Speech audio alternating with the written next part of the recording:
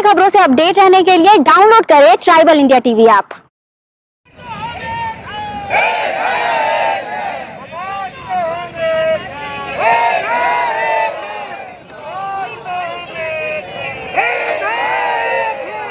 Bharatiya Janata party आपके आंदोलन के साथ खड़ी है और आपके संघर्ष में कदम से कदम मिलाकर चलने के लिए तैयार है। बिरसा चौक पर आंदोलन कर रहे 14वें वित्त आयोग के संविदा कर्मियों पर शुक्रवार को पुलिस ने लाठीचार्ज कर दिया था।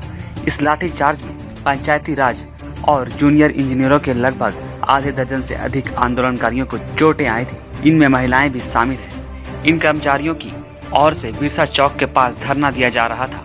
दोपहर के समय आंदोलनकारी अपने मांगों को लेकर हाथों में बैनर के साथ नारेबाजी करते हुए झारखंड मंत्रालय की ओर जाने लगे।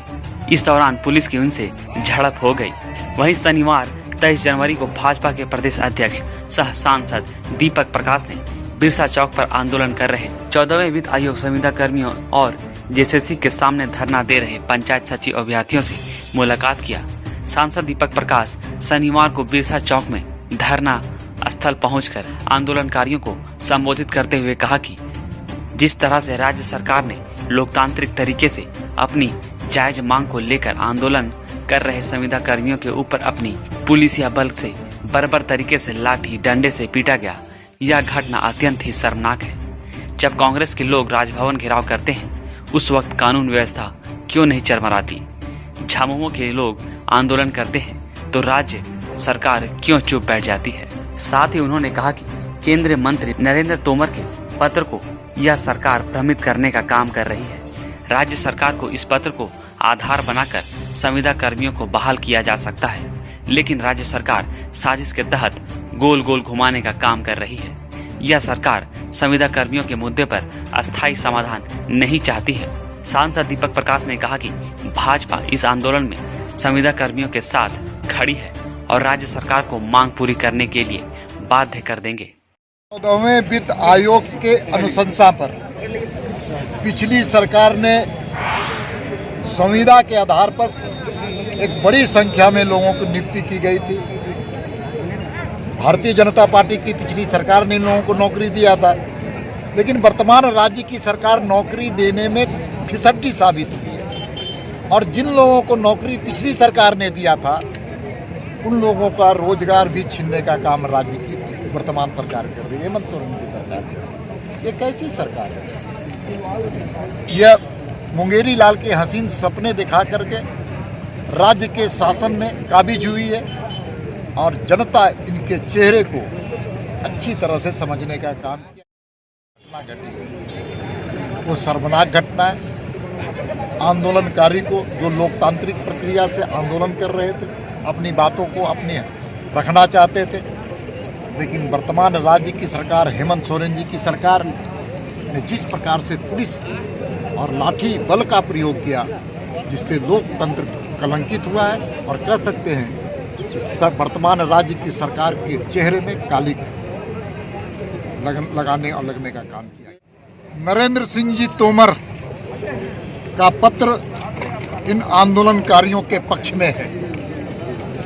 राज्य सरकार के पास नैतिकता है तो इन लोगों से पहले वार्ता करे, कोई रास्ता निकाले और इन लोगों को पुनः रोजगार देने का काम करे। लोगों को बेरोजगार आप कीजिएगा, जब लोग आक्रोशित होंगे तो आपको राजनीति दिखता है। इससे दुर्भाग्य और क्या हो सकता है?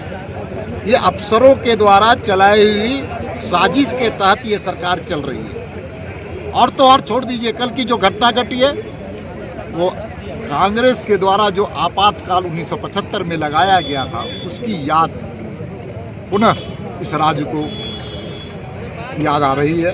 मैं कहना चाहता हूं कि जब आंदोलनकारी सड़क पर उतरते हैं तो उन पर लाठी बर्बर रूप से बरसाने का काम राज्य की सरकार करती है, लेकिन आज कांग्रेस के लोग जिस प्रकार से राजभवन का घेराव करते, झारखंड मुक्ति मोर्चा के लोग आंदोलन करते, तो राज्य की सरकार कहाँ चुप बैठती है? क्यों चुप बैठती है? तब कानून व्यवस्था क्यों नहीं लचर होता है? इसलिए दोहरी नीति, दोहरा चरित्र इस सरकार की है। इस सरकार को इस आक्रोश से जनता, 3.25 करोड़ जनता आक्रोशित है और जनता का इनके जनता के दिल से ये सरकार गिर चुकी है। 14वें वित्त आयोग के संविदा कर्मियों पर हुए लाठीचार्ज को लेकर संविदा कर्मी में काफी नाराजगी देखने को मिली। आंदोलन पर बैठे 14वें वित्त आयोग के संविदा कर्मियों का कहना है कि इनकी मांगों को पूरा किया जाए और संविदा कर्मियों की सेवा विस्तार किया जाए। यहाँ पे फिर से हेमंत सरकार को ज्ञापन सौंपने जा रहे थे अपनी मांगों को लेकर, तो यहाँ पुलिस वाले अचानक से ही हम पर लाठीचार्ज कर देते हैं, जिससे हम लोगों को ये भी नहीं पता था कि वो लोग कुछ ऐसा करने वाले हैं। हम लोग शांतिपूर्वक ढंग से जाते, लेकिन वो लोग तो हमें उनसे मिलने ही नहीं देते हैं। जब सरकार को वोट चाहिए होता है वो हमारे तक आती हैं, घर घर आती हैं, तब हम लोग उनको मना नहीं करते कि आप हमारे घर मत आइए। लेकिन आज जब हमको अपनी ही बात को रखना है सरकार के सामने, तो सरकार हमें आने नहीं देती है, पुलिस बल लगवाती है, लाठीचार्ज करवाती है। ये तो मतलब कि हिंसकवादी सरकार है। और आज हम लोगों को ये महसूस हो रहा है कि हम लोगों ने ये सरकार बना के बहुत बड़ी गलती कर दी। संविदा विस्तार हो जाए और फिर से हम ही लोग सारे लोग आ जाए 15वें वित्त आयोग। देखिए, मसला रोजी रोटी का है। हम लोग चाहते हैं कि हमारी रोजी रोटी जो राज्य सरकार छीनने का काम कर रही है, हम लोगों को वापस लौटा दें। प्रशासन का रवैया रहा, अचानक तौर से आई और अचानक लाठीचार्ज जो किया वो बेहद दुर्भाग्यपूर्ण रहा। हमारे मेल पुलिस कर्मियों के द्वारा फीमेल कर्मी को पीटा गया, जो बेहद दुर्भाग्यपूर्ण है। ये और भी गंभीर बात है कि उनको तब तक पीटा गया जब तक कि उनके पैर नहीं टूट गए। वो गर्भवती थी, अगर उनको कुछ हो जाता है उसकी जिम्मेदारी कौन लेता है? मैं यह जानना चाहता हूँ, राज्य सरकार से पूछना चाहता हूँ कि कल जो हुआ वो किसके आदेश पर हुआ, क्या गलतियाँ थी हमारी?